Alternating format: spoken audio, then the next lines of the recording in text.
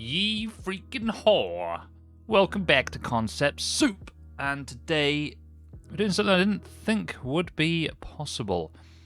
I got a couple of very nice R9 Fury X graphics cards as part of like a trade-in deal that somebody bought a PC from us, and I actually didn't know if I was going to be able to use these graphics cards because they were making a horrible, horrible sound, so we're going to try and revive those today. And yeah, spoilers, we were successful.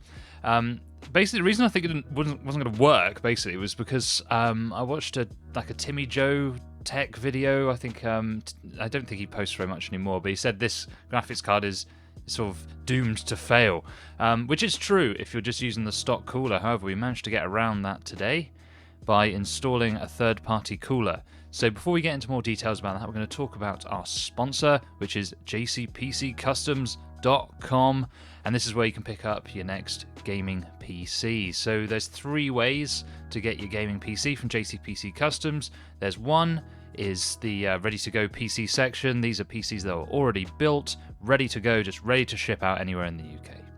The second option for a bit more control is the configurator listings, and this is where you can go through each part, choose what you like, and you can go from there. You can build it up however you like that way. The third way is the most custom way to do it, and this is our Custom Spec service where you fill out our Google form. You can literally pick any parts that you want as long as they're compatible. And of course, if you want any sort of custom liquid cooling, we can do that as well. We do only stick to soft tube liquid cooling just because hard tube stuff tends to get damaged in transit and it becomes very messy. So we stick to soft tube in that way. So there's varying levels of control there, but usually actually the best value for money is the ready to go ones because we take advantage of lots of good deals from distributors.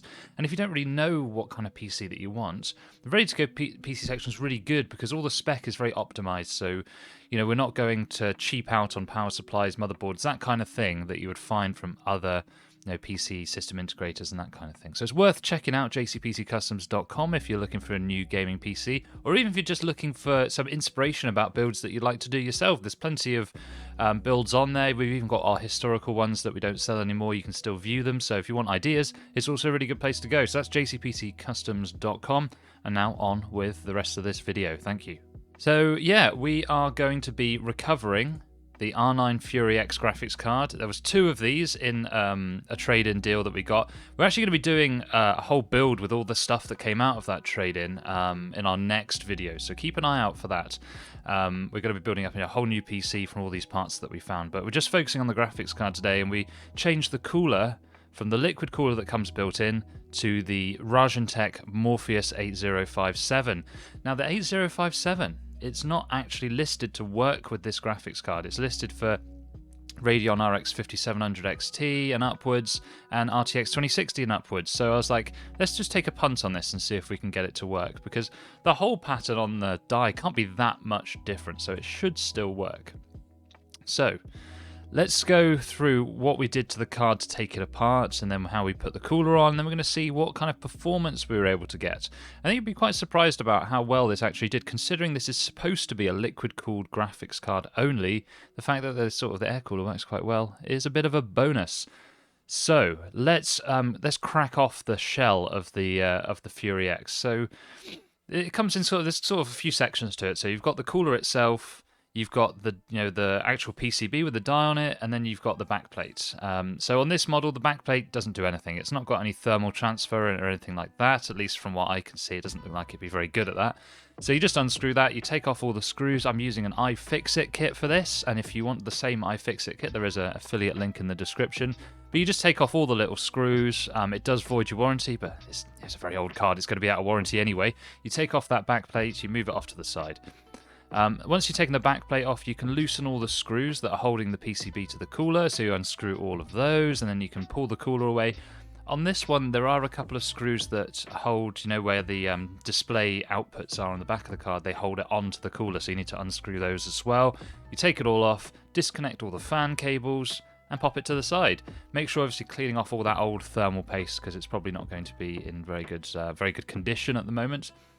And then I pay attention to on the cooler itself, what area is the thermal pads going on the PCB, because one of the things you get, especially with the older AMD cards, is very hot VRMs, which is the power delivery to the graphics card. So we need to make sure we're putting some heat sinks on there to try and keep those temperatures down. I anticipate the temperature's going to be pretty high anyway, but we want to try and keep those at least within safe operating limits. So we had a look at the back, and then we thought, okay, so we need to put some thermal pads on. So I guess that would be the next step, really, is putting all the heat sinks on. So the 8057 does come with these heat sinks. It also comes with some thermal putty, but I didn't use this one. It wasn't sticky enough for me. I don't want this stuff falling out all the time. So I got some Acasa thermal tape. It's actually nice. It is very sticky. So you cut that to size, you peel the 2 layers back, you chuck it on the areas that you think are going to get the most hot. And you just pop the heat sinks on there. You do have to be careful with like which heat sinks you put where, just so that you don't want to put a really tall heat sink really close to the die, because all the heat pipes that come off the cooler are going to hit it and that kind of thing. So you just need to just plan it out, make sure that everything's going to fit. So we've put all our heat sinks on with our thermal tape. Next thing to do is chuck a bit of thermal paste on the die. Now, with this Fury X, all the DRAM is actually on the die area itself as well, so it's a little bit different to you might get on other graphics cards. But yeah, you just put the thermal paste on. I spread it around manually for graphics cards. For CPUs, I don't really bother with this, but for graphics cards, I just spread it around, make sure it's a nice even coating. Yes, so that's your thermal paste done, and then you just need to assemble the cooler. So it's got a couple of flange pieces, and luckily it's not actually in the user guide, but it's got 3 holes on this like the flange piece. So the inner ones and the outer ones, they're for the like I said earlier, like 5700 XT, RTX 2060, that kind of thing. But there's actually a middle hole as well, which does line up with the Fury X mounting holes. It's 60 by 60 millimeters by the looks of it. So I put the standoffs in there. That's all looking pretty nice, and then what you do is you sort of flip the die on top of the cooler, and then you use the sort of the X piece that comes in the pack with the 8057, screw it down, and Bob's your uncle. I also put a couple of heat sinks on the PCB side as well. I don't think these are necessary. I think they're just a bonus. I mean, they came in the pack anyway, so why not use them? Just the other side of where that VRM stuff is.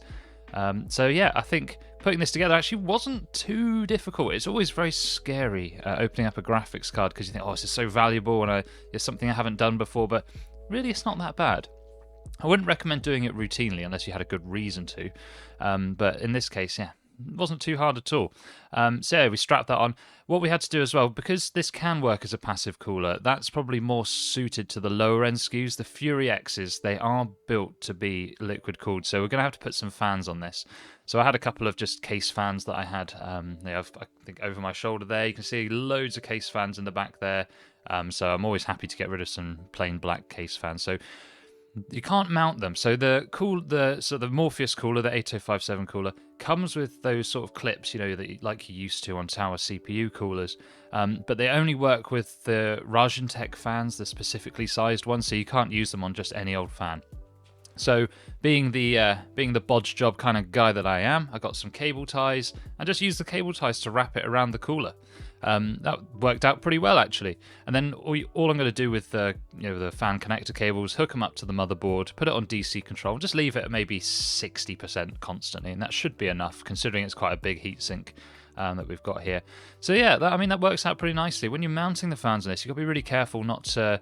you just got to make sure you get the position right, because obviously you don't want the fans to be sticking out one side too much, because especially if you're going to be plugging it into the PCIe slot on the PC, you don't want to have the fans like being sticking out too much, meaning you can't plug it in. So make sure you're putting those in the right place. It's not overhanging the side or anything like that. And make sure that the cables are obviously going down the back so that they look a bit nicer when you put it in the case. But I mean, that's the finished product that you can see on screen there. Not the prettiest, of course, but I think this is going to do quite nicely for what we need to do. It's really hard at the moment because I run this system integration business. It's really hard to get budget systems, even like new ones. New budget system is just not going to happen. I'm not going to do it because it's really poor value for money. I don't think you should be paying £750 for something with a GTX 1650 and an i3 10100. I just don't think that's good value for money, so I don't do it, even though I could.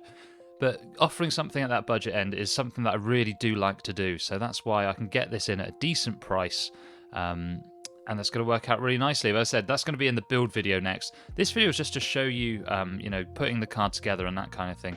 In terms of temperature testing, so We run a bit of a Heaven benchmark. We did a bit of OCCT as well. We're testing it all out. It turns out that the core temperature was pretty good. So it maxed out at around 72, 73 degrees Celsius. Pretty nice. That's about what you'd expect from, you know, a mid-range 30 series card. That's the kind of temperatures that you get with those. So happy with the core temperature.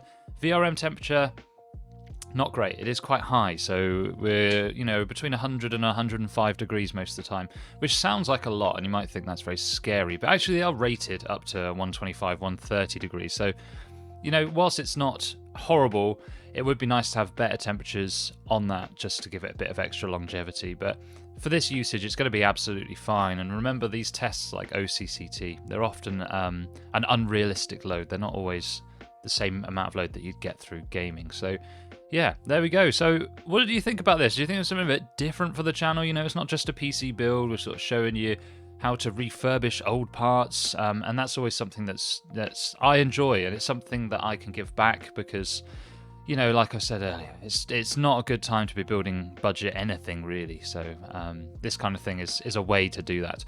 So let me know your thoughts in the comments below. Drop a like on the video. Let me know what you thought about all this. It's a bit of an ugly beast, but actually pretty good performance. About the level of an RX 570, 8 gig. Although this is more, actually it's a 4 gig card, so maybe an RX 570 4 gig. But yeah, I'm pretty happy with it. And don't forget to look out for that build video with this graphics card coming up very soon. Usually I post every week. This one might be just a few days actually. So look forward to seeing you on that one. And with that, I'm going to say goodbye and good night. See you later.